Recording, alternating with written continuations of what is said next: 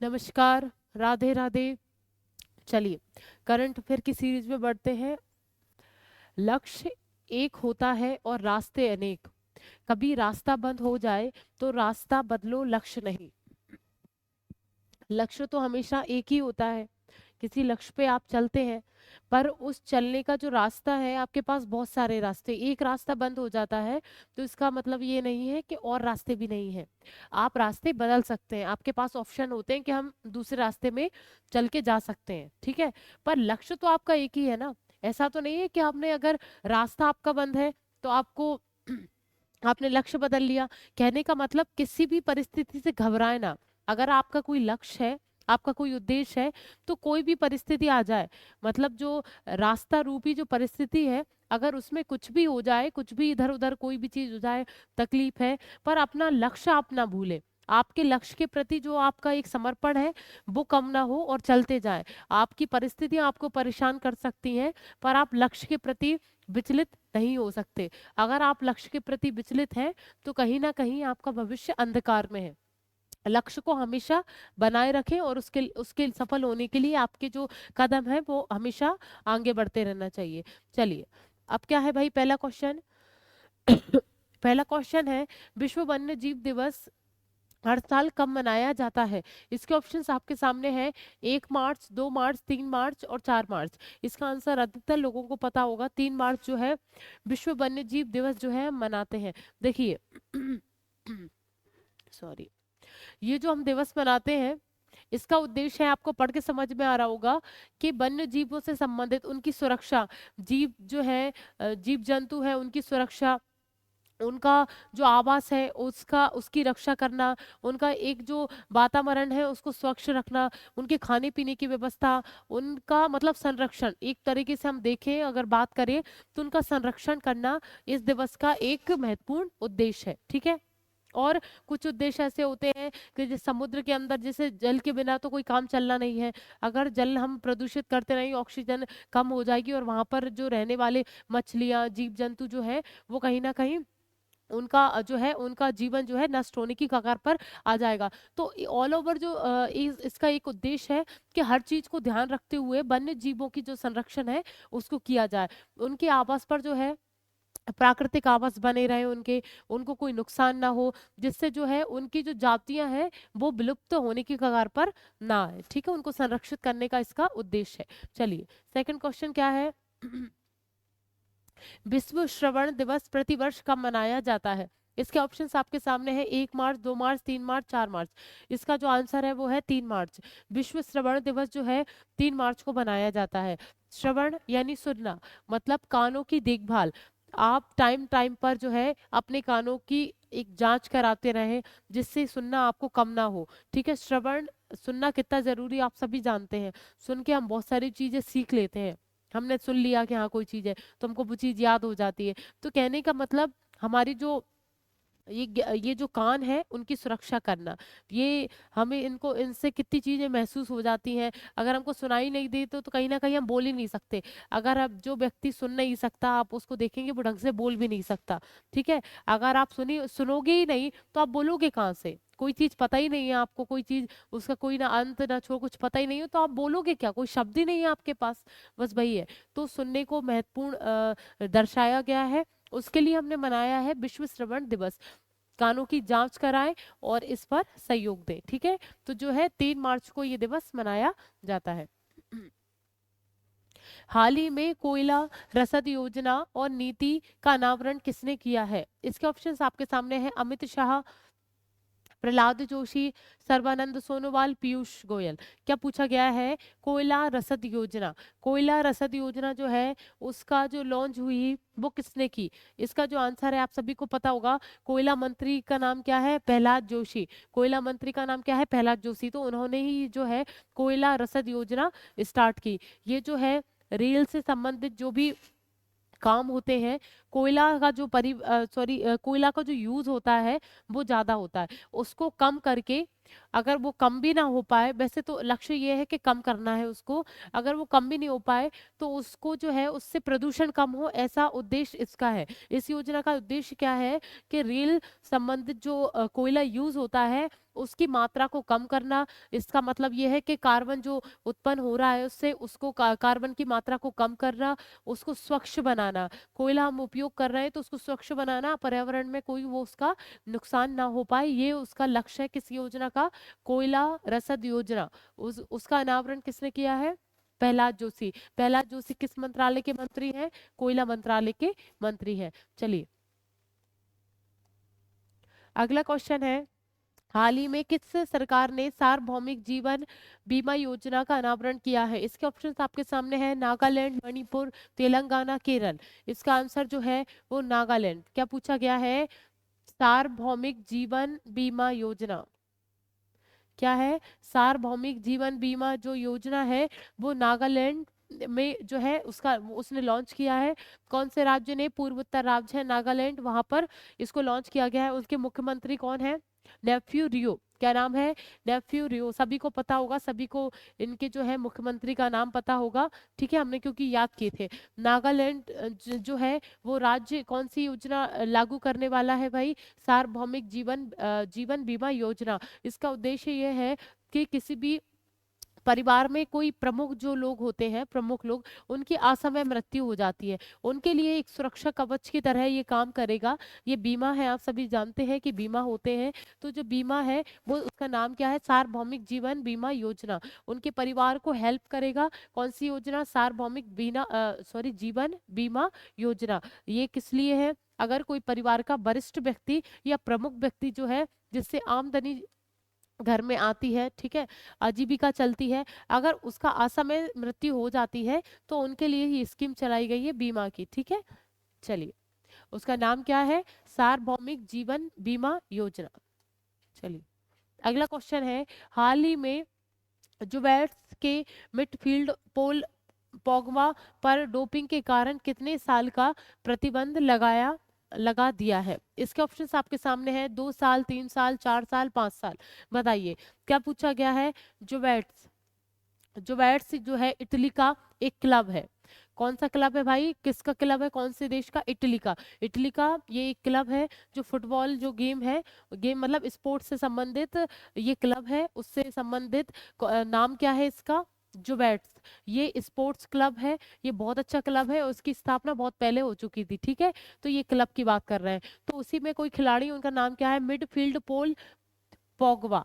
ठीक है, midfield Paul Pogba जो है, पोगबा जो है उन पर डोपिंग के कारण, डोपिंग यानी वो भी समझ लीजिए, डोपिंग जो है किसी भी खेल में अगर कोई व्यक्ति नशीला पदार्थ यूज करता है या कोई ऐसा पदार्थ यूज करता है जिससे उसका गेम और तेज हो जाए या मतलब उसको और तीव्र गति प्राप्त हो जाए, मतलब उसका मानसिक संतुलन ऐसा हो जाए। आपने देखा होगा कुछ पीने वाले लोग कुछ हैं, अरे आज तो हम कर ही देंगे, और सही में वो कर ही देते हैं क्योंकि उनके अंदर एक अलग ही लेवल होता है। तो वो नशीले पदार्थों को रोकना, मतलब जो लेते हैं उनको उसको डोपिंग बोलते हैं। ठीक है, तो डोपिंग के कारण जो है उन्होंने लिया होगा कोई नशीला पदार्थ जो है उनका उनने उपयोग किया होगा, तो वो गेमों में प्रतिबंधित है। जो डोपिंग का जो मामला है वो यही है कि मतलब जो गेम में अगर नशीले पदार्थों का यूज होता है तो उसको रोकना और उसको उसको पकड़ना। ठीक है, तो उस कारण कितने साल का प्रतिबंध लगा दिया है। ठीक है, तो कितने साल तक उनको अस्थायी रूप से उन पर प्रतिबंध लगा दिया है। अब वो ये खेल नहीं खेल पाएंगे। तो ये फुटबॉल से संबंधित है। ठीक है, ये किससे संबंधित? फुटबॉल से। तो इनको जो है अस्थायी रूप से 4 साल के लिए हटा दिया है। चलिए हम्म, हाल ही में गुजरात में Swami Narayan institute of medical science and research का उद्घाटन किसने किया? इसके ऑप्शंस आपके सामने हैं, अमित शाह, नरेंद्र मोदी, राजनाथ सिंह, इनमें से कोई नहीं। क्या पूछा जा रहा है? हाल ही में गुजरात में Swami Narayan institute of medical science क्या है भाई? गुजरात में। ये कहाँ पर है? गुजरात में स्थापित होने हो रहा है Swami Narayan institute of medical science and research. ये जो सेंटर है वो गुजरात में होगा। इसका उद्घाटन किसने किया ये आपसे पूछा गया है। क्या है? अमित शाह जी और नरेंद्र मोदी, राजनाथ सिंह, इनमें से कोई नहीं। इसका जो आंसर है वो है अमित शाह। क्या इसका आंसर है? अमित शाह। गुजरात में हो रहा है। ठीक है, गुजरात में ये साइंस से संबंधित, रिसर्च से संबंधित ये एक केंद्र स्थापित हो रहा है, जिसकी स्थापना जो है गुजरात में हुई, और गुजरात में भी ये अमित शाह जी जो है हमारे गृह मंत्री, उन्होंने इसका उद्घाटन किया है। ठीक है, और गुजरात के मुख्यमंत्री का नाम क्या है? भूपेंद्र भाई पटेल। चलिए, 7वां क्वेश्चन है, हाल ही में किस देश के क्रिकेटर मील मैगनर ने अंतरराष्ट्रीय क्रिकेट से संन्यास लिया है? इसके ऑप्शंस आपके सामने है, श्रीलंका, ऑस्ट्रेलिया, न्यूजीलैंड, पाकिस्तान। बताइए कि किस देश ने, किस देश के खिलाड़ी हैं, वो देश आपको बताना है, क्रिकेटर हैं, उनका नाम क्या है? नील बैगनर। नील बैगनर जो है अंतरराष्ट्रीय क्रिकेट से संन्यास ले लिया है, अंतरराष्ट्रीय क्रिकेट से है उन्होंने संन्यास ले लिया है नील बैगनर, जो कहाँ के हैं भाई? जो न्यूजीलैंड के हैं। कहाँ के? न्यूजीलैंड के ये खिलाड़ी हैं, उन्होंने जो है अंतरराष्ट्रीय क्रिकेट से संन्यास ले लिया है। हाल ही में भारत ने बांदबाजी किस देश में जाने वाला रावी नदी का पानी रोक दिया है? एक बांध बनाया गया है, ठीक है, रावी नदी, मतलब जो रावी नदी बहती, एक मिनट रुकिए मैं आपको बताऊंगी, ठीक है। तो बहने वाला पानी रोक दिया है। इसके ऑप्शन आपके सामने, पाकिस्तान, रूस, कजाकिस्तान और ईरान। बताइए, इसका जो आंसर है वो है पाकिस्तान। देखिए क्या है, एक बात ये सुन लीजिए कि 1900, सबसे पहले 1960 में, इन 1960 में पाकिस्तान भारत और पाकिस्तान के बीच में एक समझौता है, उसका नाम क्या है? सिंधु जल समझौता। क्या नाम है उसका? सिंधु जल समझौता। ठीक है,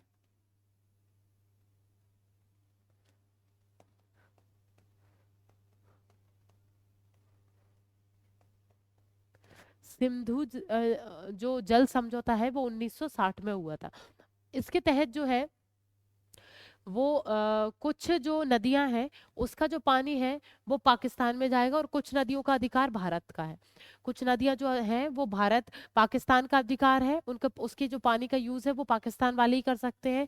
और कुछ नदियां जो है वो भारत के नियंत्रण में है, मतलब उसका जो यूज है पानी का वो भारत कर सकता है। तो ये जो है पाकिस्तान के पास कौन कौन सी है? 3 है। सिंधु, एक मिनट रुकिएगा, सिंधु, अरे एक मिनट रुको, हेलो, हेलो, एक मिनट, 2 सेकंड रुकिएगा।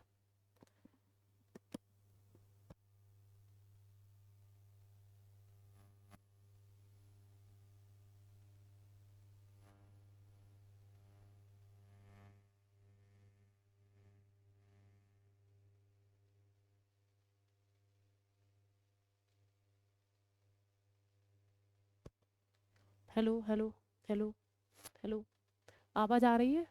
ठीक है, चलो, है ना। हाँ, तो कहाँ थे? हाँ, तो 1960 में है ये सिंधु जल समझौता हुआ। इसके तहत जो है पाकिस्तान में जो है 3 नदियों का अधिकार है, मतलब सिंधु, झेलम और चिनाब।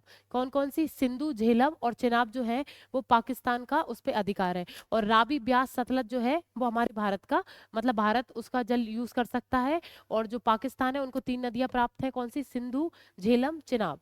सिंधु, झेलम, चिनाब। और भारत को जो नदियां प्राप्त है जिसका यूज कर सकता है वो क्या नाम है? ब्यास, रावी और सतलज। उनको तो जो है रावी पर जो बनाया गया है, जो अब रावी पर तो जो है हमारे भारत का अधिकार है, उसका जो जल है वो भारत यूज कर सकता है। तो ये फालतू पानी पाकिस्तान में जा रहा था, तो उसका एक विकल्प था कि भाई उसमें बांध बना दो, वो पानी वहां जाएगा ही नहीं।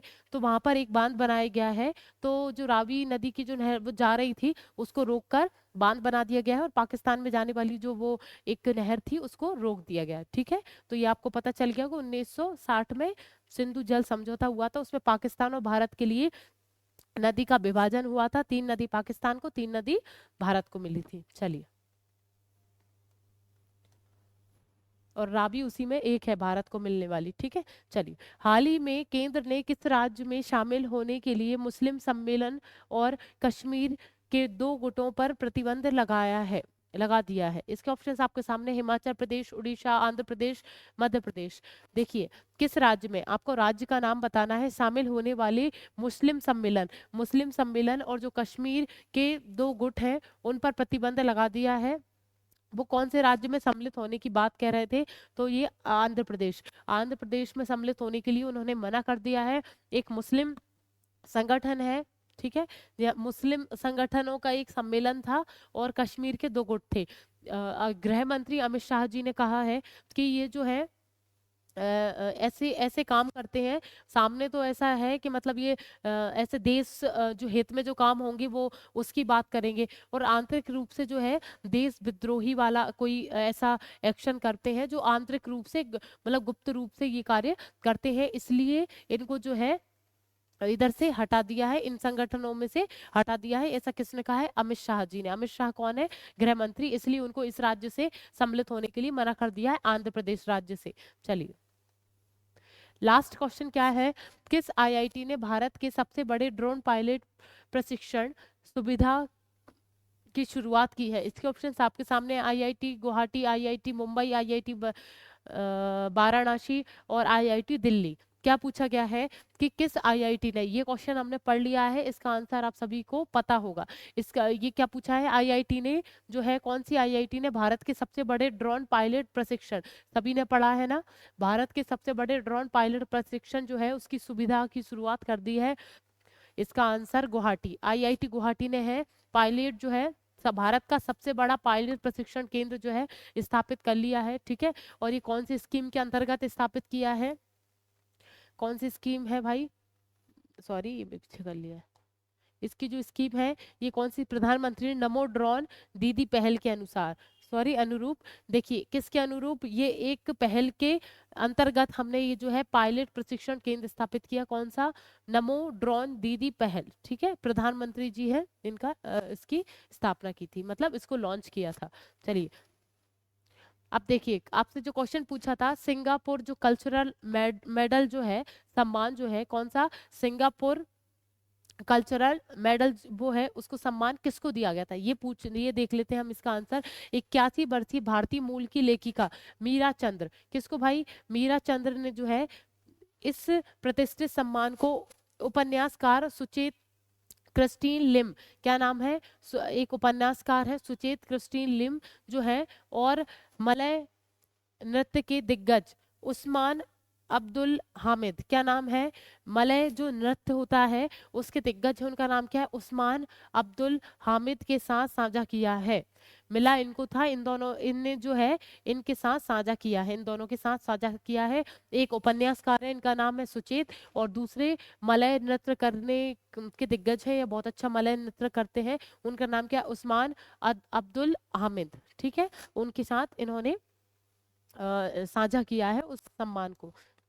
चलिए, आज का जो क्विज है लास्ट, हाल ही में कॉन्डोर नामक जो क्वांटम कंप्यूटरिंग चिप किस कंपनी द्वारा लॉन्च की गई है? इसका आंसर जो है आप सभी कमेंट में देंगे। ठीक है, चलिए इसी के साथ मैं आपसे कल मिलती हूँ। राधे राधे।